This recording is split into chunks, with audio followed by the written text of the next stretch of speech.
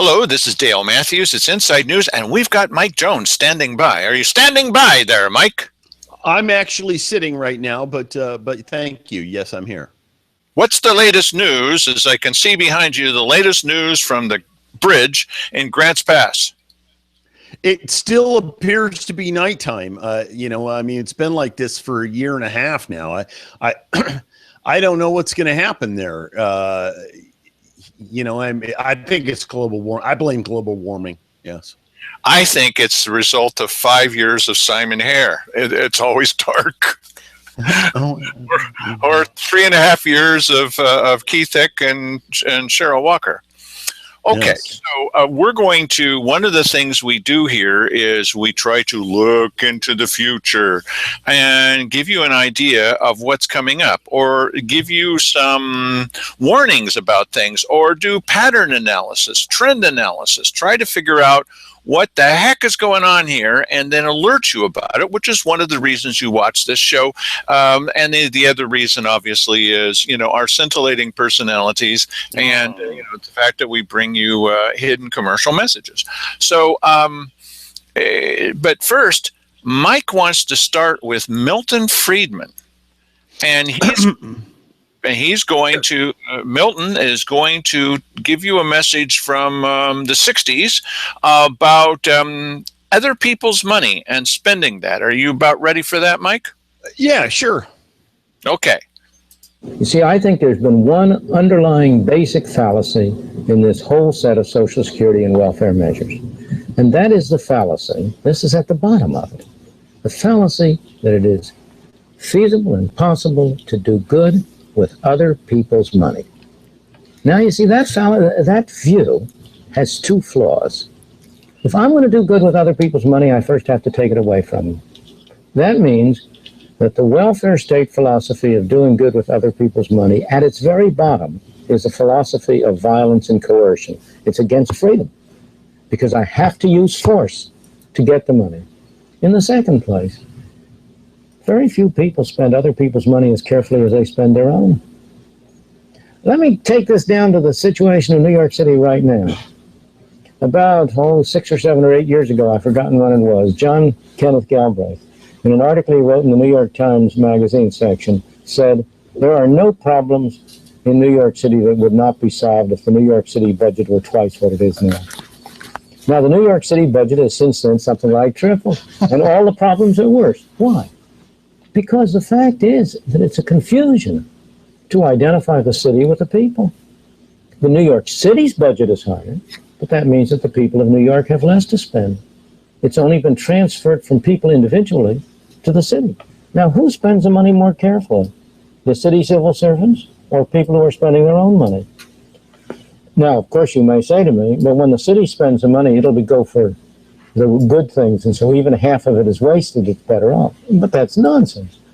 City civil servants and others are just like the rest of us. We're all of us interested in pursuing our own objectives. The label again on the bottle may be welfare or health or education, but you have to look at all of the places where it drops off en route to going there. There are lots of other things that can be accomplished under those titles, and the fact is that no larger a fraction of the money that the city spends goes to good things. Let me illustrate in a very concrete way. A major problem in New York City is housing. Why? Because of bad governmental policy. Rent control, which was continued in New York after World War II, and the only city in the country where it was continued, everywhere else it was dropped. It has caused enormous abandonment of houses, eroding the tax base. Public housing, governmental subsidy to housing, so that people who occupy it have no incentive to maintain it. If you had eliminated the government from the housing market and left that money in the hands of the people themselves, the housing situation in New York today would be far better than it is. So what is the label on your bottle? I'm sorry, what is the what? The label on your bottle. Oh. That's what you're talking about, the label on the bottle, right. Now, you know what? I think that the underlying message here is that essentially, number one, is that government never does things competently. But there's a reason for that. And the reason is that it's not their money. They don't care. It's coming in one way and going out the other, but they use it for their own ends. Just as he mentioned in there, is that they're pursuing their own objectives. They are building a legacy. They're trying to move up the ladder. They want to expand the breadth of their influence, and that's what this money is being used for. Full employment for government workers. Right. Yes. Exactly. An interesting thing is that it seems as though we're on a tag team match. Government employees or governments around the country are on a tag team match trying to outspend one another. We just got done with a huge boondoggle here of Cover Oregon. They spent $300 million just on the website. We're not talking about Cover Oregon as a complete entity. I believe this had to do with the website alone.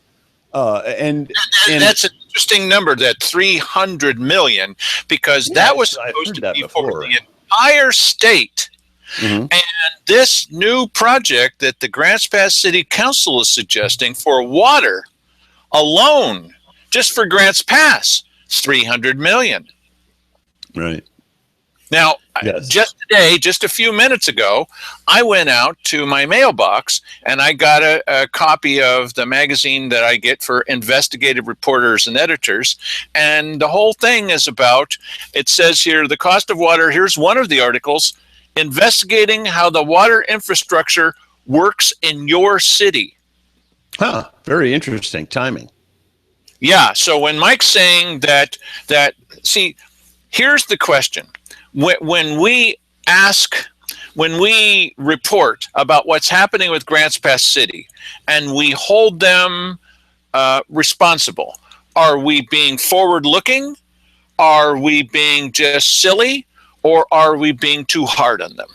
Are we being prescient, precious, or Prussian in our attitude toward? Prussians are always too hard on people. Yes, in our attitude toward the Grants Pass City Council. And so now I think I know what one of the city councilors would say. Let's take a look at his view of, you remember last night's show and the night before about how hard it is to figure out what the heck it is that they're talking about this. Well, Here's what one of the city councilors has to say. The budget process here in this city is extremely complex, but at the same time, the flow is quite explicit and clear. The process is open, and the involvement of the public is there. The entire process is quite open. It's quite straightforward, and it really makes a whole lot of sense. It really makes a whole lot of sense, Mike. Stop asking. Yeah, well, this is another thing that's a problem. It doesn't have to be this complex. It's complex, intentionally complex. The thing is that it's easy enough to break. We don't have to break down the water plant project into all of the little, well, we're replacing this pipe here and we're doing this and we're putting the building in and all this kind of stuff. We don't need that. But I would like to have, this site is going to cost us this much. It's going to cost us, so much for the building and the infrastructure that goes in. It's going to cost this much. All of these things, you can go, okay, yeah, I'm adding this up. And you can come to a dollar figure at the end of the road. This stuff here, we're just throwing $46.5 million. Where did they get this? Are we too stupid to digest the data by which they arrived at these figures? I, as you know, I have stated a number of times here that I don't think this is one thing that certainly should not be opaque here. This should be as transparent as possible. But I think that we ought to, since we're paying the bill, and we're paying for 300 million plus interest over the next 20 or 30 years, and this may take 5 years to come on. So we may be looking at 35 to 50 years worth of this debt here. And who's to say that the decisions that they're going to be making are prescient? Or the problem is that one of those options doesn't equate to completely incompetent. Oh yeah. And you know what? I just slow it down a little bit. Let's lay this out to the people. The people are making this decision. This decision could bury this city. This could bankrupt this city. Well, they have a record of that now, don't they? Because when they had suggested the Grants Pass City sales tax, not only did the Chamber of Commerce join with us in fighting this thing, but if this had passed, if it had just come close to passing, it would have had a ripple effect throughout the entire state. Imagine if this thing had been 52 to 48. There would be other communities all over the state that would be trying this idea. The fact that it was buried 80% to 20 is a real vote of no confidence in the Grants Pass City Council. They wanted to skip over it right away. Dan DeYoung was like, well, let's just not talk about this anymore. Oh, really? And so we really dodged a bullet with that. But the lasting effect would be if you were outside business and you wanted to come here and you saw the tape that we made, and it's not just because we made the tape, it's because the guy said it. When Mark Bartholomew said in the courthouse, in the courthouse, in the courtroom, when he said, we can revoke your vote anytime. Why would anybody move here with a business? And, does that sound like the words of somebody who has the utmost respect for the electorate and understands the hierarchy here, the pecking order? That we're supposed to be in charge? The real pecking order is and we got another answer also based on this. Okay, Arden McConnell had asked 3 questions at that meeting at last night's videotape, and one of them was, "Is it really $300 million?" Do you remember the 3 questions? They asked you guys to remember the 3 questions. Another one was, do you remember what the second one was, Mike? Well, I know that there was, are we going to be able to vote on this? Right, that was number 3. Yeah, you had the 230 million. You're saying this, and they're in the Courier said 300. So which is it? And I think she was asking if the water plant was included in that. I'm not sure. Well, okay.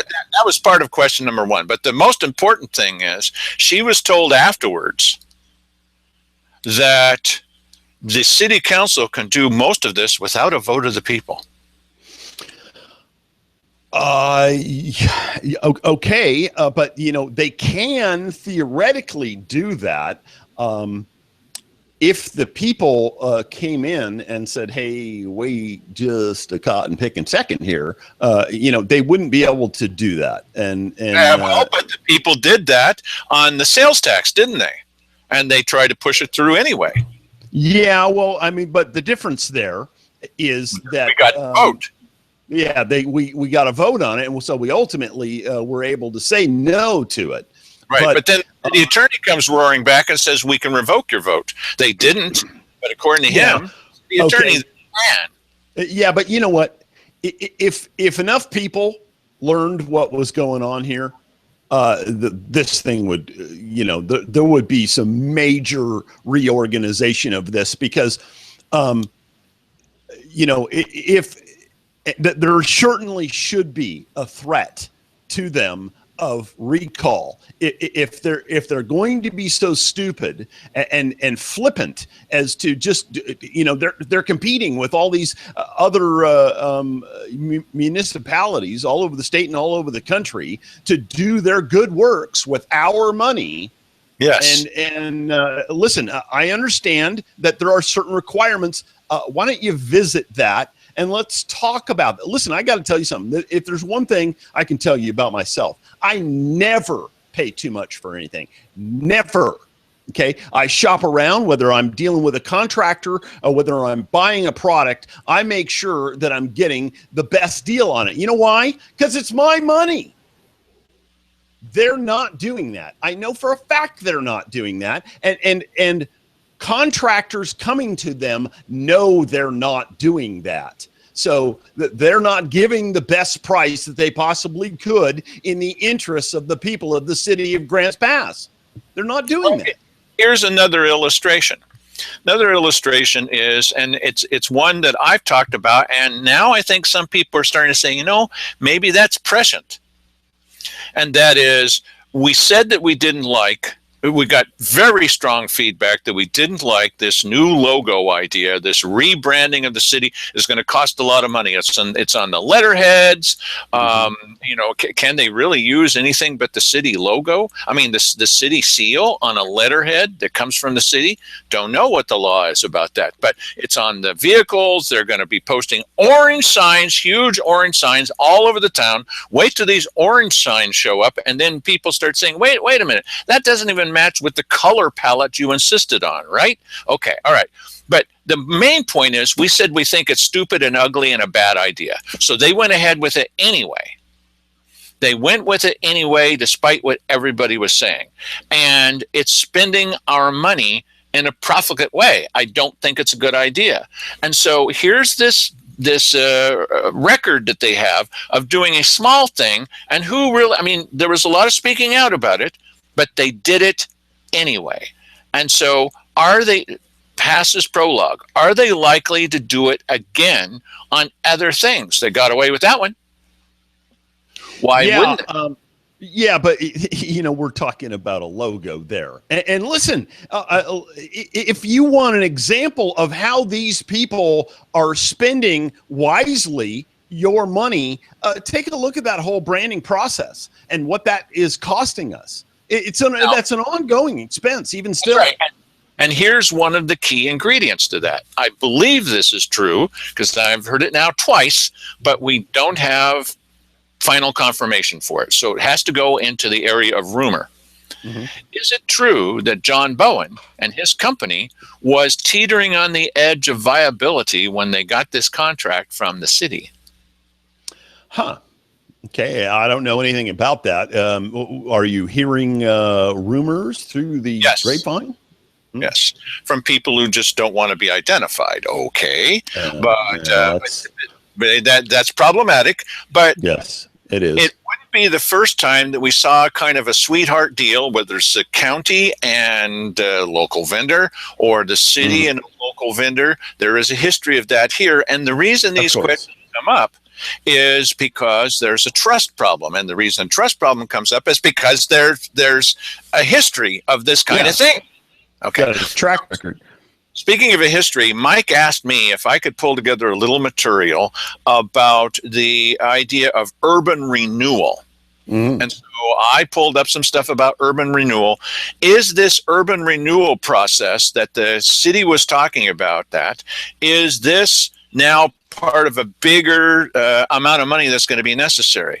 I just point out to you that under where it says MI-30 over on the right, when you look down, it says $105 million.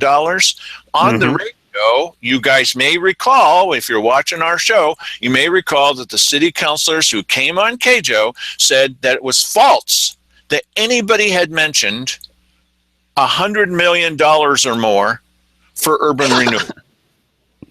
That's funny. Now, this matches with Arden McConnell trying to ask them a question and not getting any answer at all.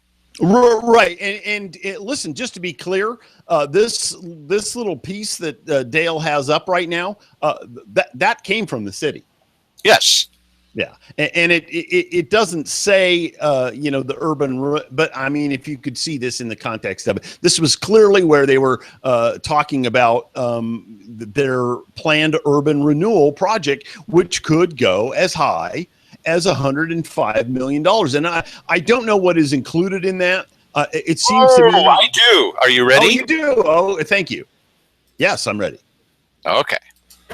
The biggest difference that you should understand on the 25 to 30-year time frame is not only that you get a lot more money, but it is impacting those taxing jurisdictions another 5 years. And so. Oh, I don't know why it stopped. Okay, well, occasionally it just does you this. want to decide how long you think it's okay to take those urban renewal dollars, because it does take away from your city budget and the county budget and the 4-H budget. So important considerations. We talked a lot about potential projects, and our project list is more aggressive than you probably can. Okay, let's take a look at this project list. Okay. Mm-hmm. They want to build a downtown plaza. Mm-hmm. They want to build a parking structure. Mm-hmm. They wish to affect the streetscape by adding on new lighting, tree lighting, additional signage, and working on the alleyways. And they'd like to redevelop mixed use and building improvements for redevelopment. Now, does anybody remember the big map that they showed? I'm not going to show you the whole show that we did about this. We did a whole show on this, but you may remember that there was a huge area of Grants Pass that was included in all this, and it was going right down the main streets that are all affected by urban blight. Mm-hmm. And then the main cross street, urban blight. It's just terrible, and it has to be done, you see. Mm-hmm. Well, I got to tell you, all of these projects, I think that you could accomplish this all privately a whole lot cheaper. So let's take, for instance, the parking structure. Now, first of all, if you said, listen, what we're going to do is we're going to kind of make a special deal that if a private owner wants to buy a piece of property in the downtown area and build a parking structure, we will allow that person to charge for parking on an every year basis. And that person will do the feasibility study on their own without being prompted by a government and see whether or not it's feasible economically for him to do it. And if it is, then he will do it on time and under budget. And it won't cost the people of the city at all. And, this guy will make some money on parking fees. And this is all predicated on the idea that the downtown is going to be a swarm with tourists. And so much so that we're going to need to have a multi-level parking garage to deal with that.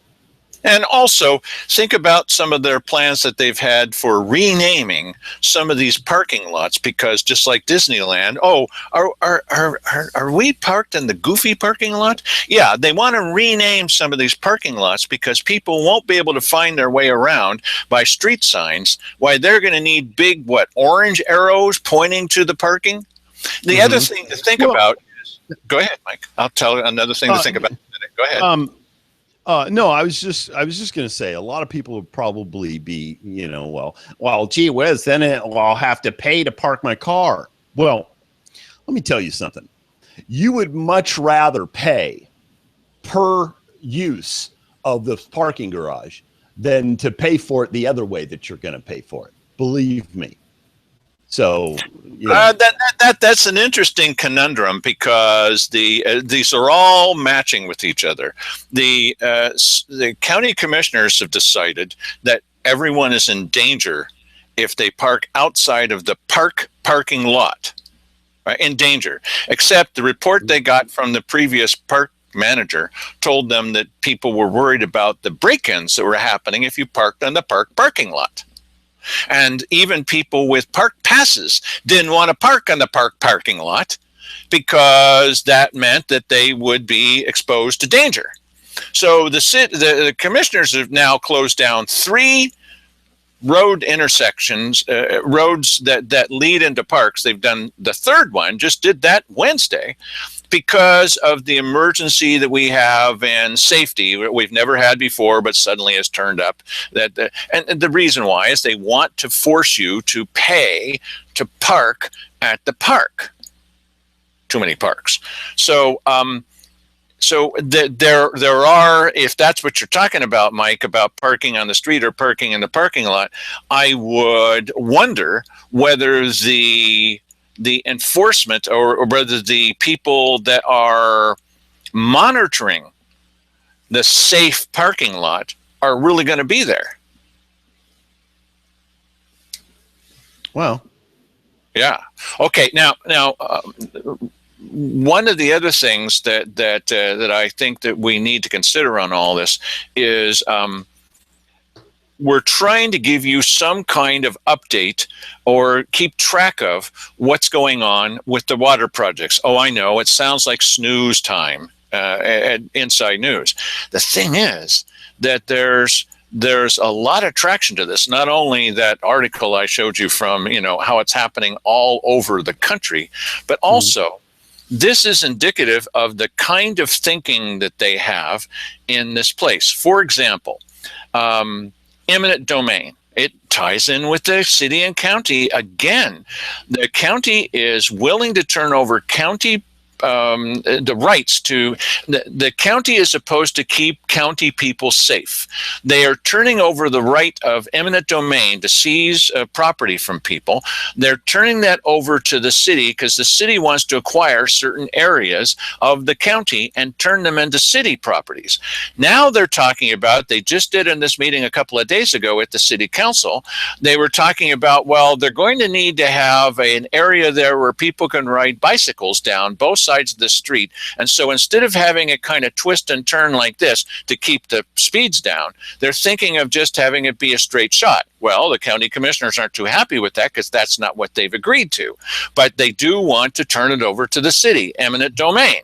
And whether you are in the county or not, they're going to turn over your rights to the city.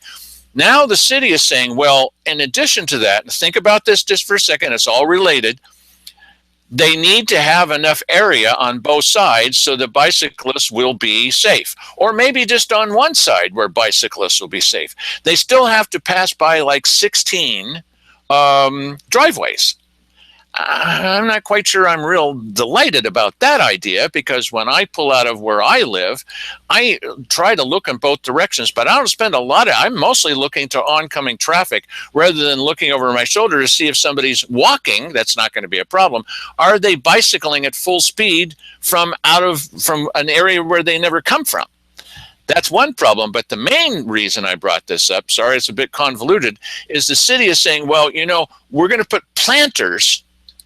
There's the planters again, SDCs, planters down the middle of the road, which will mean it puts more pressure on both sides now and the bicyclists because we want it to look nice.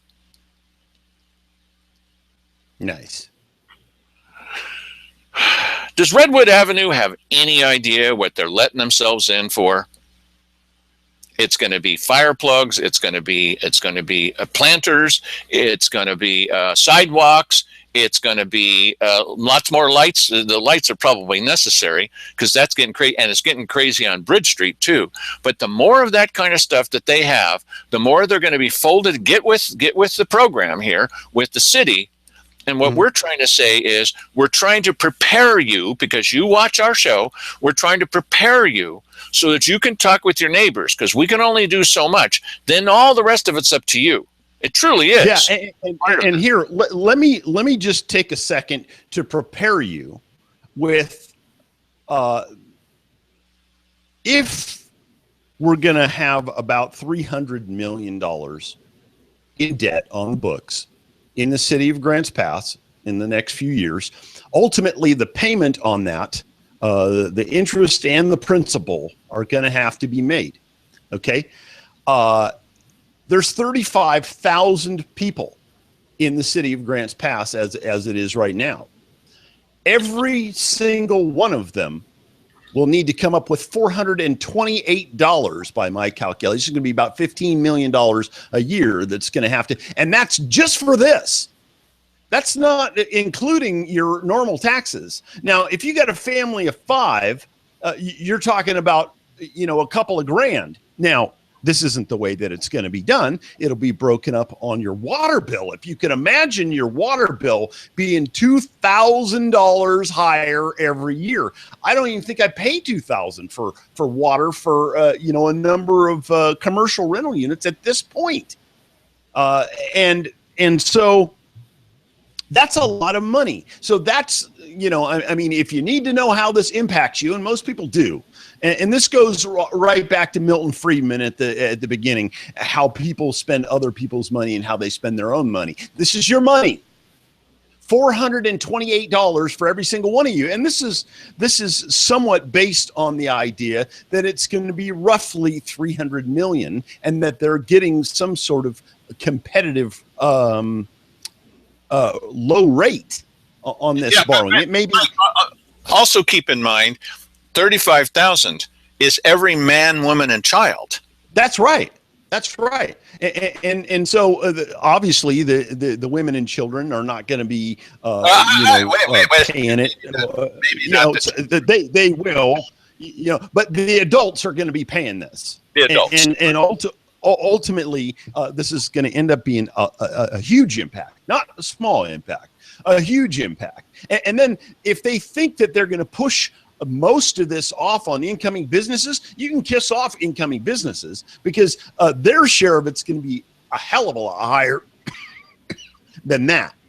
So it will be. So one of the questions we've been dealing with in the last couple of shows is, why is this necessary to do this? Now, my contention is that the city is dead set on the idea of expansion. One of the questions you need to ask yourself is, where the heck are they going to expand? I mean, once you fill in Grants Pass and the urban growth boundary, where else are you going to expand? We live in a bowl in Grants Pass. We're not going to expand up the sides of the mountains, at least not very much. So are we going to expand in the direction of Cave Junction? Are we going to expand in the direction of Merlin? Yes to both. Yes to both. And as a matter of fact, they're already doing it. I know a few people out in the Redwood area. Yes. That are right on the edge of being annexed in the city, and nobody wants it. I mean, for the most part, most of those people out there, they don't want this expansion, because what it means is, curb and gutter and all that kind of stuff. They're self-reliant. They're not going to receive a whole lot of extra services out there. Okay. And what's going to happen is the city's going to do all this stuff, and they're going to sling them with a $40,000 bill. Here you go, pal. For the curb and gutter going back. I know you didn't want it, but that's what it costs. And we want it now, by the way. We want it right now. Urban growth, yeah. More and more growth. Okay, yeah. So here's is that necessary? Is it really necessary? Is it necessary for the well-being of the people in this area? Is it necessary that you annex them into the city, especially the ones that don't want to? Some people want to because, the well on their property is crappy and they're right on the edge of the urban growth boundary, and they want to be annexed in because now they'll have city services. Okay. Some people want that. Good. But have them pay for it and cut themselves in. Who are the main, beneficiaries of urban growth in this area? Banks, builders, yes.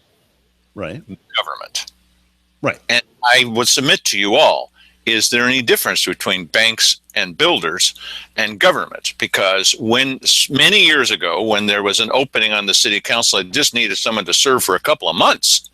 I went in along with other people, and the first question they asked,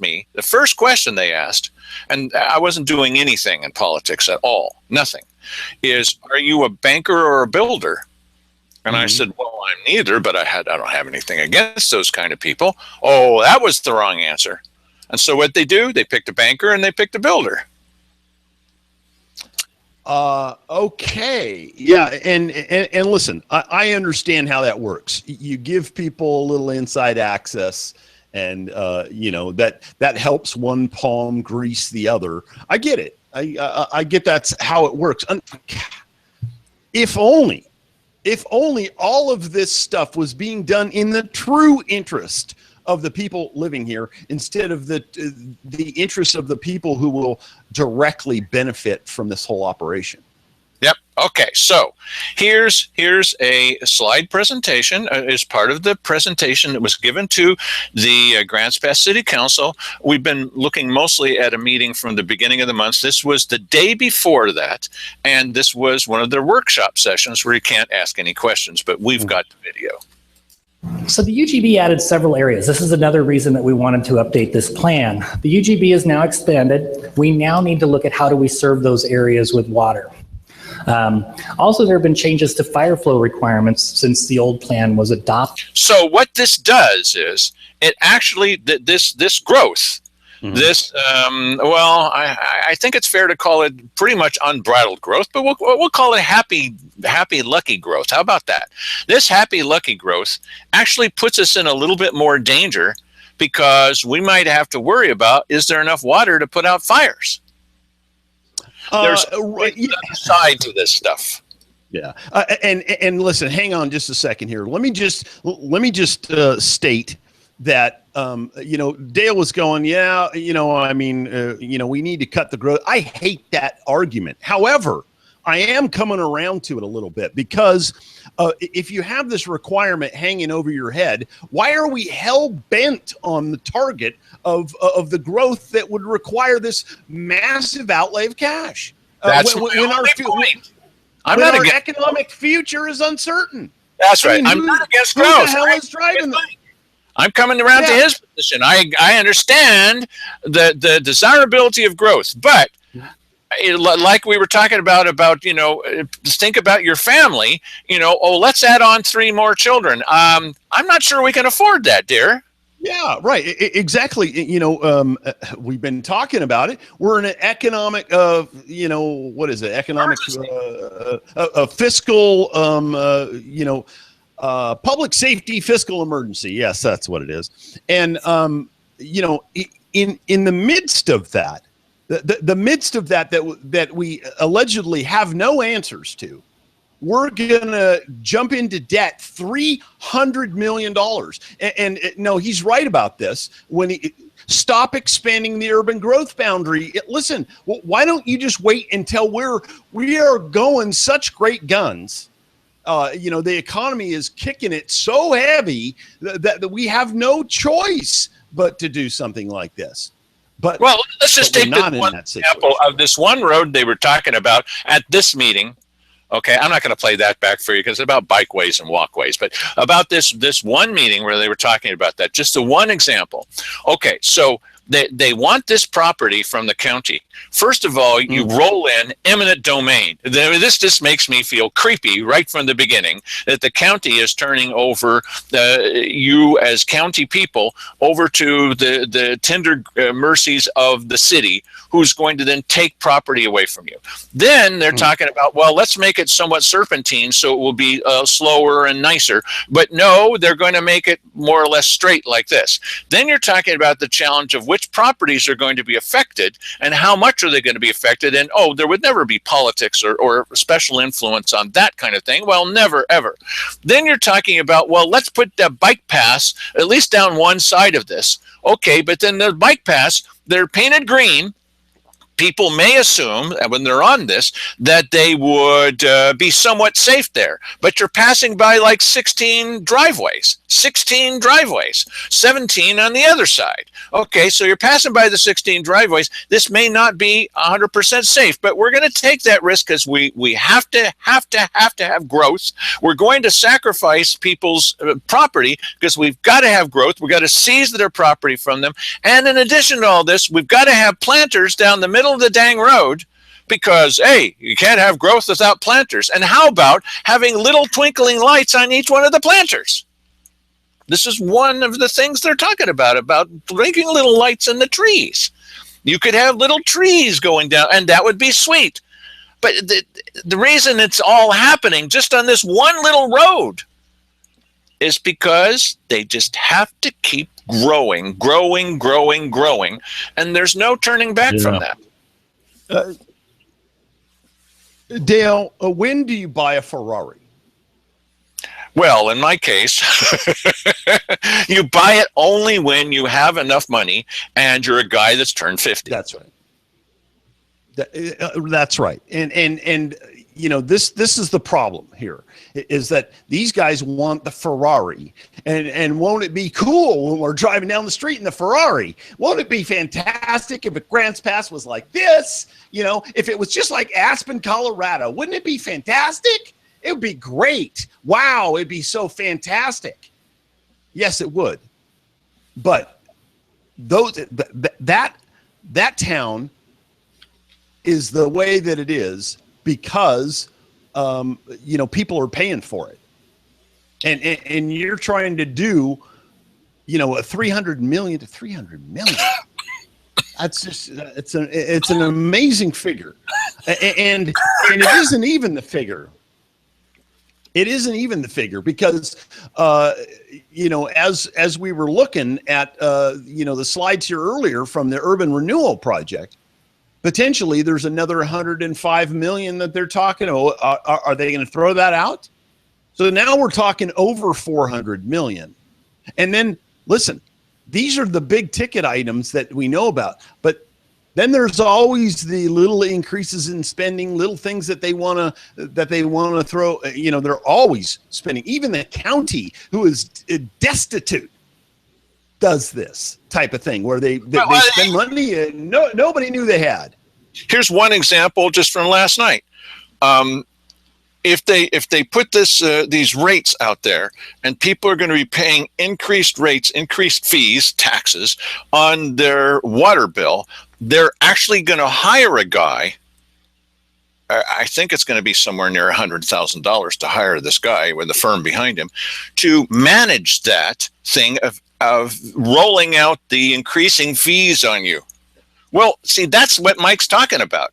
You add up 100,000 here, 100,000 there. Pretty soon it adds up to be some real money. Yes. And listen, I just did it here a few minutes ago with a calculator, and I took 15 million and broke it up into 30 pieces and divided it by the number of people in Grants Pass. It's not that hard. And I mean, it is slightly more complex to figure out what you're going to be paying, but guess what's going to happen during the process? First of all, they're talking about passing this thing, approving it, so that they can get the rate study started. Does this sound familiar to anybody? Hello, you need to pass the bill so you can find out what is in it, or you find out how big the shaft is that you're going to get. Is that what we're doing here? I'm amazed by this in this little town that is always crying about money, and we're gonna jump into the hot tub at $500 million. And then it's going to be way, way more than that because, hey, you don't borrow money interest free. This is insanity. Do you remember when the city council, when the county commissioners were a little bit reluctant to sign away the power of eminent domain to the city over county residents? Eminent domain by the city over county residents. They were a little reluctant, and the city council staff told them, it was on one of our shows, told them that we can't even do a plan of what the street's going to look like until you sign the document giving us carte blanche with eminent domain. Who's making up these rules? We can't answer you when you ask a question, but we'll answer it later, which they didn't. We're always being boxed in by these rules. Well, the rules are right here on this piece of paper that I'm not showing you, and those aren't the rules. We're constantly being told we have to do it this way. I don't buy it. And the rules are always not in your favor. Never going to be in our favor. So are Mike and I being prescient, just a little too easy on these guys, or we're being a little too hard on these guys? I mean, you're the ultimate judge of this. Mike, what are we trying to do with this show here? How can we get people interested in wastewater? Well, I think I illustrated that a little bit earlier. You break it down and you find out, roughly what it's going to cost you And whether they get a number of businesses to pay system development charges, and Ken Hannum, I believe it was, mentioned the other night that this is a growth killer in terms of bringing economic prosperity. That's gonna shut that off like the Iron Curtain here. So I just think that slow it down, take it easy. You show people how this is going to impact them. And, in today's world, that always breaks down to dollars and cents. And this is going to hit your pocketbook, and it's going to hit it hard. And because they're not going to be able to bilk all this money out of businesses coming into this community. There isn't that many of them, for one thing. They're not going to pay hundreds of thousands of dollars each to do that. We need them in this city to create jobs for the people that live here. If you're concerned ultimately about the well-being of the people that live here, then how about bringing some employment in here? Okay? But no, you're concerned about what you want. You want a sparkly little city that you can say, I built that. I just think let's take it easy. Let's present to people. And I think we're doing that. Whether there's going to be enough people listening to make a difference, whether some people will be inspired to pay closer attention to what's happening here, that I think has got to be our ultimate goal. And we may not get there, but we're trying to do that, and we hope that people, you understand here. I understand there's this compulsion to accept whatever the city government does as being somehow, well thought out and all this. Just think of Cover Oregon, okay? The people who were doing that and the people that are doing this, they're no different. They're politicians pursuing their own self-interests, okay? I want people outside of government to follow their own self-interests and prosper as a result of it. But what they're doing, we are sponsoring their private little economy where they prosper for pursuing their self-interest while we get the wrong end of the stick. And so Dale asked me. They're getting the gold and we're getting the shaft. That's right. And Dale asked, what do you think we're doing here? That's what I think we're doing here. I think that we're trying to put this out here. Listen, I know for a fact, 100% down the road, if they pursue this, if they push this, if they have this, it's going to wreak havoc on this city. And we're going to be telling you that we told you so. And it's going to be sad that not more people paid attention and did something about it. It's a tragedy. That really is a tragedy. Watching this show would be the opposite of that, because you'd be aware and maybe armed to do something about it. Thank you, Mike. Good evening, everybody.